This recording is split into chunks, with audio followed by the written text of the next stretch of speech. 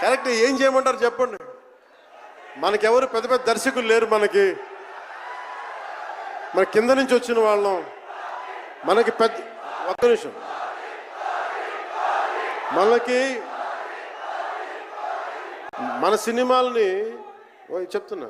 OG సంతోషం, ఇది వీరా, ఇది వీరా. మీకు ఈ సినిమా గురించి చెప్తాను మీకు. అంటే మనకి దర్శకులు ఎవరు లేరు. నన్ను అందరూ కూడా ఈ రీమేక్ చేస్తే వీడితో పని అయిపోతే డబ్బులు వస్తాయి, వీడికి రీమేక్ చేస్తే డబ్బులు వస్తాయి. మధ్యలో నేను చేసిన పాపం వల్ల ఒక ఫ్లాప్ తీసాను అంతే. ఆ ఫ్లాప్ తర్వాత నా గ్రిప్ రాలే మళ్ళీ ఫిల్మ్ ఇండస్ట్రీలో. మళ్ళీ నాకు నిలబడింది ఒక త్రివిక్రమ్ శ్రీనివాస్ నిలబడ్డాడు నా కోసం. ఆయన ఎవరో కూడా తెలియదు నాకు. ఎవరన్నా సక్సెస్లో వెతుక్కొని వస్తారు, అపజయాల్లో వెతుక్కొని వచ్చిన నా మిత్రుడు, ఆత్మ బంధువు త్రివిక్రమ్ శ్రీనివాస్ వచ్చి అప్పుడు జలసా తీశారు. కష్టాల్లో ఉన్నప్పుడు లేదు, అడ్వర్సిటీ రివీల్స్ ట్రూ క్యారెక్టర్ అంటారు. కష్టాల్లో ఉన్నవాడే వచ్చినప్పుడు స్నేహితుడు. అలాంటి స్నేహితుడు నాకు భగవంతుడు త్రివిక్రమ్ శ్రీనివాస్ ద్వారా వచ్చాడు. అలాగే ఎందుకు రీమేక్స్ చేశాను మీకు ఉంటుంది కదా. నా పార్టీని ఎవడు నడుపుతాడు?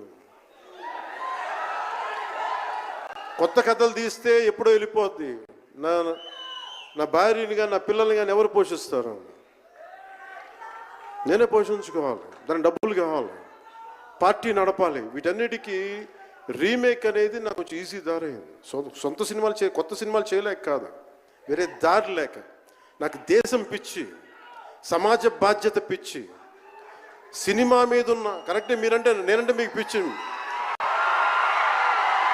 అలాంటి నేను ఒక మంచి సినిమా రావాలని కోరుకుంటే అది ఏం రత్నం గారి ద్వారా వచ్చింది.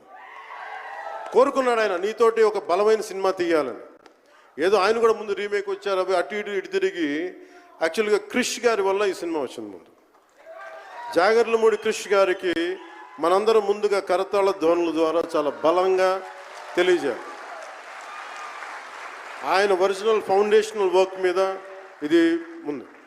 వ్యక్తిగత కారణాలు, కొన్ని ప్రొఫెషనల్ రీజన్స్ వల్ల మధ్యలో ఆయన వెళ్ళిపోవాల్సి వచ్చింది. ఈ సినిమాకి 2 కరోనా ఇది